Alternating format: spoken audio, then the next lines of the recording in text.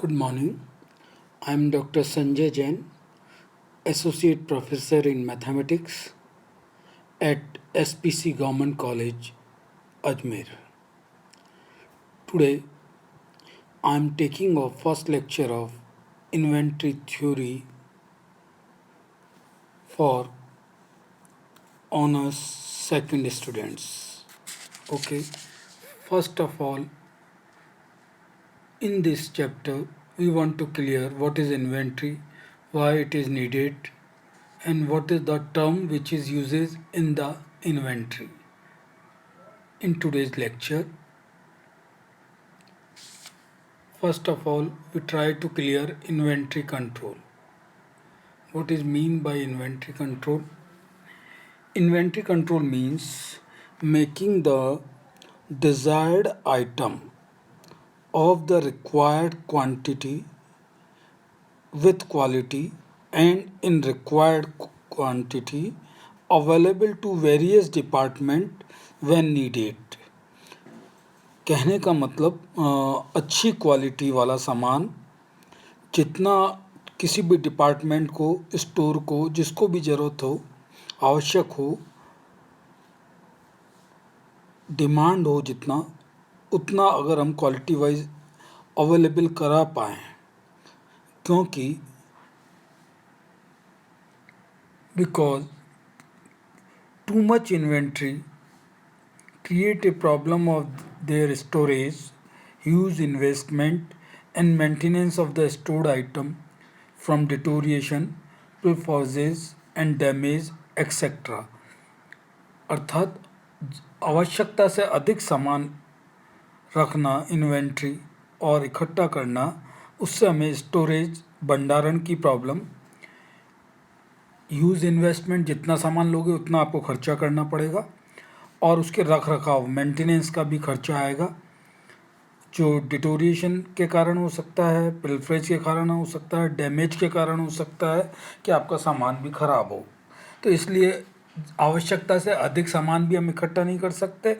And similarly low inventory leads to chance of storage of production, increase in overhead and dispersion of the production schedule and delivery promises. Therefore, optimum amount of inventory should be maintained in the store. कहने का मतलब यह है कि यदि हम अधिक सामान रखते हैं तो भी प्रॉब्लम है, कम रखेंगे तो डिलीवरी नहीं होगी, कस्टमर खाली जाएगा और इस तरह की कई और दिक्कतें होंगी, बिजनेस मेंटेन करने में दिक्कत होगी, सामान नहीं होगा तो आपको बैठे बिठाए जो भी आपने एम्प्लॉय रखे हों उनको भी सैलरी और इस तरह का खर्चा देना पड़ेगा। तो प्रॉब्लम ये आती है कि हम कितना सामान मंगाएं कि न बहुत ज़्यादा अधिक हो न बहुत ज़्यादा कम हो। इस चीज़ को हम इन्वेंट्री कंट्रोल कहते हैं कि कितनी इन्वेंट्री को कंट्रोल करें कि हमें बहुत अधिक नहीं हो, बहुत कम नहीं हो, ऑप्टिमाइज इन्वेंट्री हमारे पास हो, ज़्यादा नुकसान या ज़्यादा फ़ायदे वाली स्थिति हम अपनी खुद क्रिएट ना करें, इस तरह का काम हम करें। दूसरे टर्म में ये भी कहा जाता है इन्वेंट्री कंट्रोल में be defined as the scientific method of finding how much stock should be maintain in order to meet the production demand and be able to provide right type of material at right time in the right quantities at competitive price. कम खर्चे में quality वाला माल सही समय पर उपलब्ध हो जाए, इस तरह का प्रोडक्शन हो, इन सब को मैनेज करने के लिए जो साइंटिफिक मेथड यूज़ किया जाए और ये सब अगर मेंटेन हो जाए तो इसे इन्वेंट्री कंट्रोल कहा जाता है। So this is the general meaning of inventory control, how to maintain our business and what are the factor involve in this are to be optimise. Okay,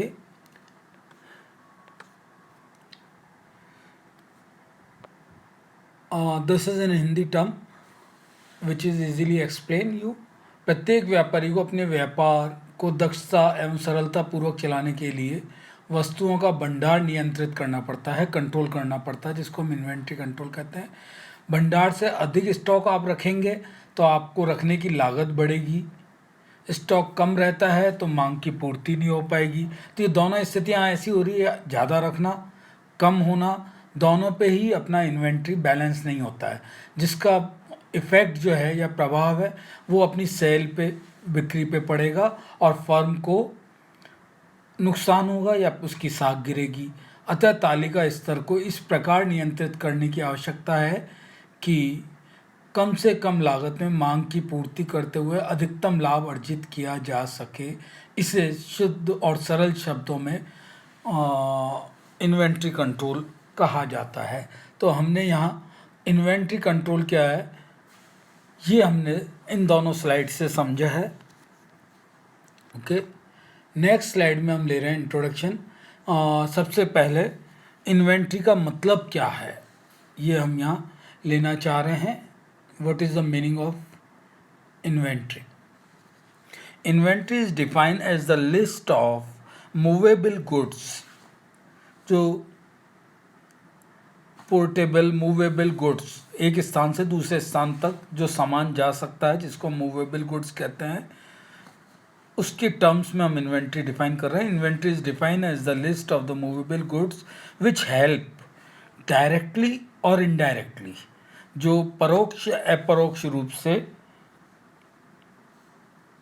उत्पादन के समय,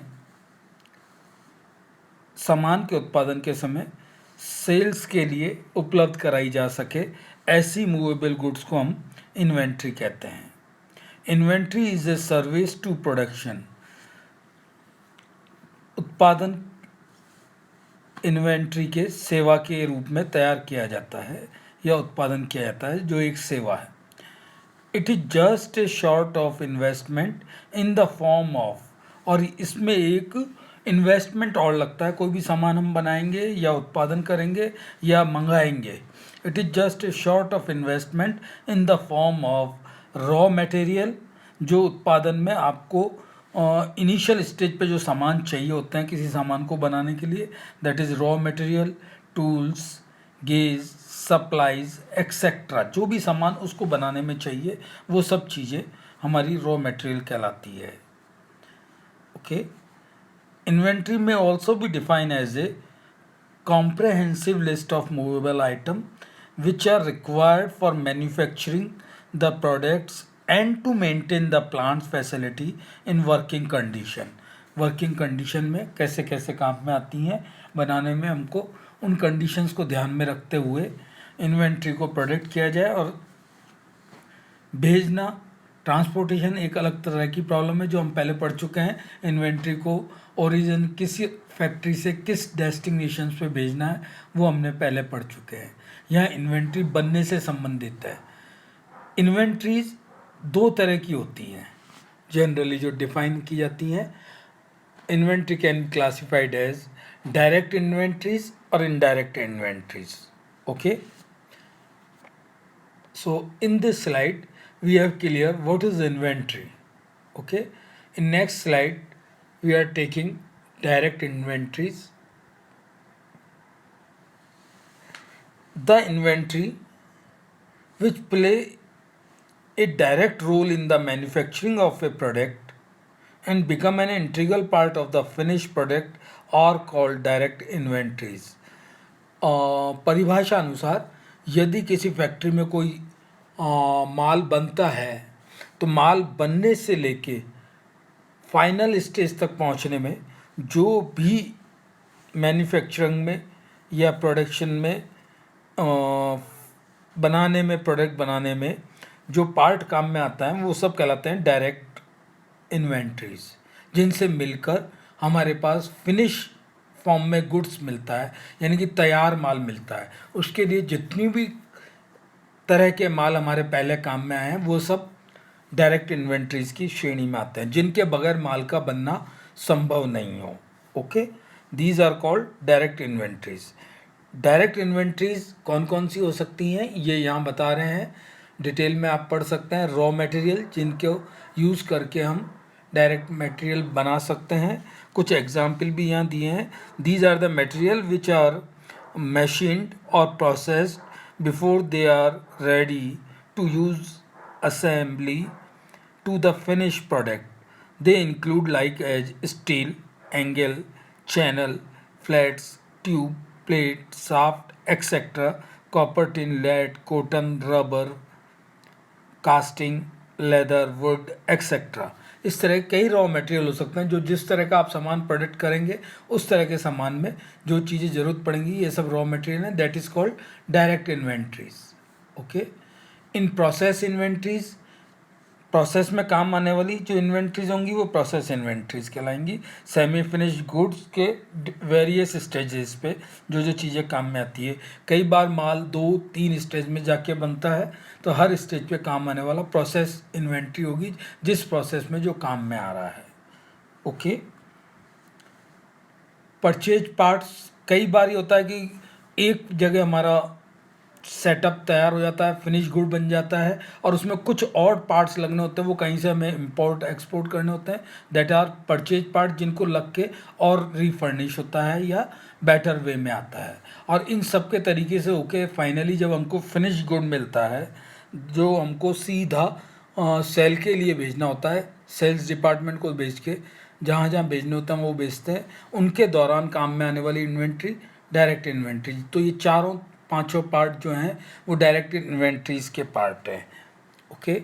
इसके अपोजिट इनडायरेक्ट इन्वेंट्रीज जो सीधा सीधा पार्ट नहीं होती है इन्वेंट्री में काम आने वाली चीज़ों का, जो हमने यहाँ पढ़ा है डायरेक्ट में, वो सब इनडायरेक्ट इन्वेंट्रीज कहलाती हैं. कुछ एग्जाम्पल यहाँ पे है जिससे आपको क्लियर होगा.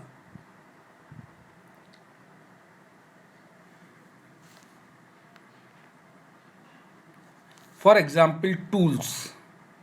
कुछ टूल्स ऐसे होते हैं जिनको यूज़ करके आप जो आपका गुड्स है उसको फाइनल शेप देते हैं, लेकिन वो tool as such direct inventory नहीं है. ओके. तो टूल हैं, सप्लाईज हैं, कई तरह की चीज़ें हैं जो फॉर एग्जांपल मान लिया कुछ टूल्स है, machine such as lathe tool, milling, cutter, drill, taps, hobs, broaches, chairs, form और टूल्स एक्सेट्रा. फॉर एग्जांपल दो जगह हमारा टूल फर्निश गुड बन रहा है, एक से दूसरी जगह ले जाने के लिए हमें ट्रॉली काम में लेते हैं. तो trolley is not an a direct inventory, पर ले जाने में वो काम में आ रही है. This is indirect inventories. Okay. तो इस तरह से जो उसका पार्ट नहीं हो लेकिन उसके बगैर काम भी नहीं हो रहा है, these are called indirect inventories. Okay. For example electric supplies such as cable, clips, cutoff, fuses, lamps, lamp holder, plugs, hose, switches, etc. So these all are come into the indirect inventories. Okay. So we have justified direct and indirect inventories in these two slides. Now we are taking main parts which are uses in inventory problems, which are main factor of inventory problem, main cost which are we have taken in the inventories. What are they? Again here we define like direct and indirect inventory की तरह ही हम यहाँ पे दो तरह के variable define कर रहे हैं, controlled variable and uncontrolled variable. Control variable किसी भी इन्वेंट्री में जिसको बदलना हमारे हाथ में हो या फैक्ट्री के हाथ में हो या जो उसको प्रोडक्ट कर रहा है उसके हाथ में हो, that is called controlled variable, जिनको आप कंट्रोल कर सकते हैं, कम ज़्यादा फॉर्म में कर सकते हैं. ओके. जो डायरेक्ट रूप से आपके कंट्रोल में हो, that is called controlled variable. Second, जो आपके हाथ में नहीं हो, जिनको आप बदल नहीं सकते हैं, स्थितियों के अकॉर्डिंग चेंज होंगे, that are called uncontrolled variable. So again two type of variable which are mainly used in inventory problems are control variable नियंत्रित चर and uncontrolled variable अनियंत्रित चर. So what is controlled variable? तालिका के जिन चरों, तालिका means inventory, inventory के जिन चरों पर नियंत्रण रखा जा सकता है उन्हें नियंत्रण चर कहते हैं। निम्न प्रकार के चर इस श्रेणी में आते हैं। कौन कौन से? उत्पादन की मात्रा या वस्तु की आदेशित मात्रा, कितना उत्पादन करना है, कितना माल बनाना है, कितना सामान फैक्ट्री को एक दिन में तैयार करना है, एक सप्ताह में तैयार करना है, एक महीने में तैयार करना है। जो यूनिट आपको दी हुई है वो आपके हाथ में है। 19-20 उससे हो सकता है थोड़ा कम ज़्यादा, लेकिन बहुत अधिक मात्रा में नहीं हो, इसलिए ये कंट्रोल वेरिएबल में है। ओके। सेकंड है पुनः पूर्ति का समय अथवा आवृत्ति, कितना सामान कितने समय बाद फिर बनाना पड़ेगा, वो हमें पता हो तो हम बना सकते हैं। इसके बाद आते हैं अनकंट्रोल्ड वेरिएबल, जो हमारे कंट्रोल में नहीं होते। तालिका के जिन चरों पर नियंत्रण नहीं रखा जा सकता उन्हें अनियंत्रित चर कहते हैं। निम्न प्रकार के चर इस श्रेणी में आते हैं। कौन कौन से हैं? सबसे पहले है होल्डिंग और storage cost, that is first type of cost of inventory. धारण या संचय लागत, सामान को रखने में, स्टोर करने में जो लागत लगती है जिसको होल्डिंग और स्टोरेज कॉस्ट कहते हैं, या लाने में लगी कॉस्ट कहते हैं जिसको हम स्टोरेज कैरिंग कॉस्ट कहते हैं। तो जहाँ से आपको सामान लाना है, जहाँ रखना है, वो हमारे हाथ में नहीं है। कितना किराया लगेगा, कितना गोदाम का किराया लगेगा, कितना डेप्रिसिएशन होगा, कितना और चीज़ें लगेंगी, कई चीज़ें इसमें छुपी हुई होती हैं, इसलिए इसे हम अनकंट्रोल्ड वेरिएबल में कहते हैं। कुछ यहाँ पे इन्होंने एग्जाम्पल दिए हैं जो जो लागत इनमें आती है। गोडाउन रेंट, गोदाम का किराया, कितना सामान आएगा और कहाँ रखना है। इंटरेस्ट ऑन कैपिटल, जब तक सामान नहीं बिकेगा उस पर लगने वाला जो कैपिटल है उसका इंटरेस्ट अपने को देना पड़ेगा। तो हमें नहीं पता है, सामान एक दिन में बिक सकता है, एक महीने में बिक सकता है, एक सप्ताह में बिक सकता है, तब तक लगने वाला है interest. Wages and transportation expenditure, मजदूरी और परिवहन करने में जो सामान को लगेगा समय, वो अनकंट्रोल्ड वेरिएबल में आ रहे हैं। कुछ और तरह के हैं डिटोरिएशन, कुछ सामान ऐसे होते हैं जो पड़े पड़े अपनी क्षमता को खोते हैं, जैसे मेडिकल पिल्स, दवाइयाँ जो धीरे धीरे ख़त्म होती हैं, तो स्टोरेज में रखी हुई है लेकिन ख़राब हो जाती है, नहीं बेच सकते, तो वो भी हमारा एक नुकसान है, होल्डिंग कॉस्ट लग रही है। डेप्रीशिएशन, पड़े पड़े सामान की घिसाई कम होना, इस तरह के सामान में जो कॉस्ट लगती है वो होल्डिंग कॉस्ट कहलाती है, जिसको हम C1 से डिनोट करते हैं। तो ये फर्स्ट टाइप की कॉस्ट है जो अनकंट्रोल्ड वेरिएबल में आ रही है। दूसरी कहलाती है शॉर्टेज और पेनल्टी और शॉर्ट आउट कॉस्ट, जिसको हम C2 से डिनोट करते हैं। C1 holding cost, C2 shortage cost. Okay. Shortage cost कब आएगी? जब आपके पास सामान नहीं होगा, तो स्टॉक पर्याप्त नहीं होने पर मांग की पूर्ति नहीं होती है, इससे उत्पन्न लागत, अभाव या शास्ति जो लगती है उसको पेनल्टी कॉस्ट या शॉर्टेज कॉस्ट कहते हैं। निम्न तरह की लागत इसमें आती है। आदेश निरस्त होने से बिक्री में हानि और साख जो गिरती है वो अलग। कच्चे माल के अभाव में कई बार मशीन की क्षमता बेकार हो जाती है और श्रमिक को बैठे बैठे वेतन देना पड़ता है। कई बार आपको रॉ मटेरियल ही नहीं मिल रहा है जो इसको प्रोड्यूस करना है, तो ये भी एक प्रॉब्लम आती है। तो इस तरह की जो लागत है, तालिका में वृद्धि से ये लागत कम होती है। अगर आपका प्रोडक्शन अच्छा चल रहा है तो शॉर्टेज कॉस्ट आने नहीं देगी, तो वो उसको लागत को कम करेगा, और अगर आपका प्रोडक्शन नहीं हो रहा है तो ये लागत बढ़ती है, और C2 से इसे हम एक्सप्रेस करते हैं। थर्ड है सेटअप और रिप्लेसमेंट कॉस्ट। सेटअप का मतलब मेंटेनेंस, व्यवस्था या पुनः पूर्ति या आदेशन लागत, ऑर्डरिंग कॉस्ट। इसको हम C3 से डिनोट करते हैं। 3 तरह की कॉस्ट हम यहाँ पढ़ रहे हैं, C1, C2, C3। क्या होता है इस कॉस्ट में? वस्तु की प्राप्ति संबंधी लागत, जैसे आदेश भिजवाने की लागत, माल प्राप्ति के प्रयत्न में लागत। माल जब बहुत दूरी से मंगाया जाए तो सीधा सीधा नहीं मिलता, आपके कई प्लेसेज पे चेंज होता है, चुंगी लगती है और कई तरह के टैक्स लगते हैं, तो उन सब में जो कॉस्ट लगती है वो इसमें आती है। प्रयत्न में लगी लागत, उत्पादन प्रारंभ होने तक नई मशीनरी लगाने की लागत इत्यादि व्यवस्था लागत कहलाता है। माल को तैयार करने में जो जो व्यवस्था करनी पड़ती है वो सब व्यवस्था लागत में आता है, और इस लागत को हम C3 से डिनोट करते हैं। कुछ और टर्म है जो इन्वेंट्री में बड़ी इंपॉर्टेंट है, जैसे डिमांड, जिसको मांग कहते हैं। अगर जो बिजनेस से रिलेटेड चीज़ें हैं, हर छोटे बिजनेसमैन की हर बड़े डीलर और बड़े बिजनेसमैन और फैक्ट्री और ऑनर से डिमांड रहती है कि हमें इतना माल चाहिए।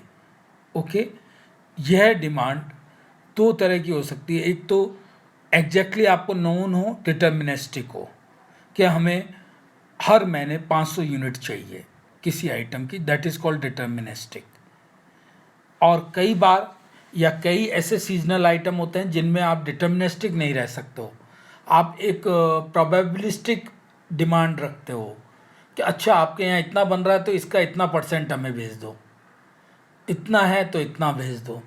तो डिमांड दो तरह की हो सकती है, डिटर्मिनिस्टिक जब आपको एग्जैक्टली नोन हो, या प्रोबेबिलिस्टिक जब आपको एग्जैक्टली नोन नहीं हो और पता भी नहीं हो कि कितना माल बिकेगा, कितना आएगा, सीजनल डिमांड है। ओके, जिसको हम बोलते हैं डिमांड।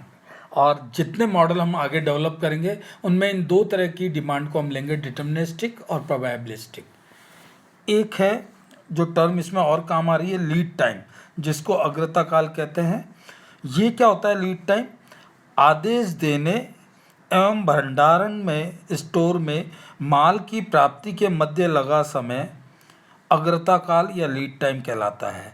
मैंने आज ऑर्डर दिया और मुझे 3 दिन बाद सामान मिलता है, तो ये जो 3 दिन है that is called lead time. 3 दिन में सामान प्राप्त होगा। मान लिया मैंने कोई ऑर्डर दिया दिल्ली, आज सामान पैक होगा, आज कल ट्रांसपोर्ट में चढ़ेगा, कल रात तक अजमेर आएगा, अजमेर से डिलीवरी होके मुझे कल मिलेगा। तो ये जो 3 दिन लग रहे हैं, ये 3 दिन लीड टाइम कहलाएंगे। तो जनरली जो अच्छे व्यापारी होते हैं उन्हें एक रफ आइडिया होता है कि मुझे कितने समय में सामान मिल जाता है, तो वो सामान ख़त्म होने के कुछ समय पहले, उतने समय पहले ही ऑर्डर कर देते हैं कि सामान ख़त्म होते ही मेरे पास नया सामान हो, ताकि शॉर्टेज का मुझे सामना करना ही ना पड़े। ओके, इसलिए लीड टाइम बहुत इम्पॉर्टेंट है।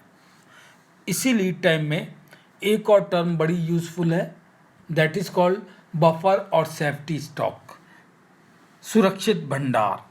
जब आपके पास ये लीड टाइम वाली सिचुएशन पैदा होती है कि सामान आने में कुछ समय लगता है, तो हमें पता है कि मान लिया 3 दिन समय लगता है और 3 दिन में हमारा कितना सामान बिकता है, उतना सामान हम रहते रहते ऑर्डर कर दें, तो ये जो सामान हम एक्स्ट्रा बफर स्टॉक रखते हैं उस समय में मांग को बचने के लिए, शॉर्टेज ना हो उसको बचाने के लिए जो हम सुरक्षित भंडार रखते हैं, उस भंडार को हम बफर स्टॉक कहते हैं। कई बार मांग अनिश्चित होती है, तब अभाव लागत से बचने हेतु मांग की अतिरिक्त इकाइयाँ सदैव सुरक्षित रखी जाती है। इसे कैपिटल B से हम डिनोट करते हैं। तो B इज़ नथिंग बट अभाव समय की अधिकतम मांग, अभाव समय की औसत मांग माइनस कर दें उसमें, तो जो हमें स्टॉक कितना मेंटेन रखना वो आ जाएगा। तो ये एक formula, B is equal to अभाव समय की अधिकतम मांग और अभाव समय की औसत मांग का डिफरेंस। ओके, ये दोनों चीज़ें जब हमें पता होती है तो एक चीज़ हम और डिफाइन करते हैं, रीऑर्डर पॉइंट। किस समय हमें पुनः आदेश दे देना चाहिए, भंडार में कितना स्टॉक रहते हुए माल का आदेश कब दिया जाए, व्हेन टू ऑर्डर, कि ग्राहक को खाली नहीं लौटना पड़े, हमेशा हमारे पास माल अवेलेबल हो। इसके लिए मैथमेटिकली एक हम बना रहे हैं, यदि मांग R हो, लीड टाइम L हो, तो तालिका स्तर L इंटू R रहते हुए नए माल का आदेश भेजना आवश्यक हो जाता है। तालिका स्तर का यह बिंदु रीऑर्डर पॉइंट कहलाता है तथा इसे P से डिनोट करते हैं, जो L इंटू R के बराबर होगा। P is equal to LR। ये उस केस में होगा जब आप कोई बफर स्टॉक नहीं रखते हैं, और अगर आप बफर स्टॉक रखते हैं तो ये फॉर्मूला चेंज होके P is equal to LR plus B हो जाएगा।